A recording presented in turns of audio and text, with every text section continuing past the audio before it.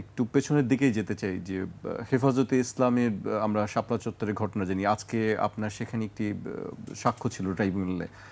এই ব্যাপারে কি কিছু বলবেন যে সেই মামলার অগ্রগতি কতদূর বা বিচার প্রক্রিয়া নিয়ে একটু আমাদেরকে যদি জানাতেন।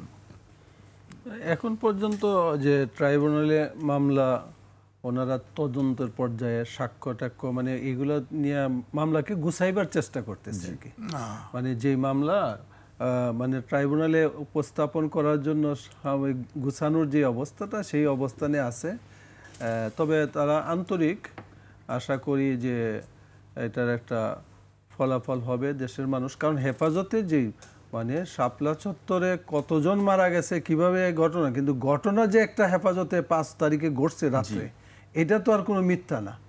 এবং ঘটছে কাদের দ্বারাতে? তৎকালীন শাসক গোষ্ঠীর, তাদের আইন শৃঙ্খলা রক্ষা বাহিনী, তারা সেখানে করছে অপারেশন। আপনি কি ট্রাইব্যুনালের একজন সাক্ষী ওই ঘটনার? আমি হ্যাঁ সাক্ষী। জি, সে ব্যাপারে কি আজকে কোনো কথা হয়নি? জাস্ট শুধু সে ব্যাপারে কথা হয়েছে। মানে যেহেতু আমি হেফাজতের শাপলা চত্বরে ওই 5 তারিখের রাতে আমি সেই মঞ্চে লাস্ট পর্যন্ত আমরা ছিলাম, জুনায়েদ বাবুনগরী সাহেব সহ, মানে সর্বশেষ ব্যক্তি আমরা ওই মঞ্চে যখন এটা একবারে অবস্থান থাকার আর পরিবেশ নাই, তখন আমরা নিচে নামার পরে আমরা আত্মরক্ষার না মানে আমরা জনগণের চাপেই একদিকে সোনালী ব্যাংকের পাশে একটা বিল্ডিংয়ে আমরা বাড়ি রাত্রের অবশিষ্ট অংশ আমরা ছিলাম।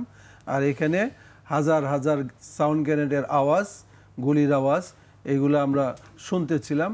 তো এই অবস্থাটা সহ মানে ওই দিন রাত্রে আমরা কি দেখেছি, বিকালবেলায় কি দেখেছি, আহমদ শফি সাহেব কেন শাপলা ইয়েতে মানে আসতে পারলেন না, ওনাকে আসতে দেওয়া হয় নাই, ইত্যাদি অনেক ব্যাপারেই তারা জিজ্ঞাসাবাদ করছে এবং এগুলো নোট করছে আর কি।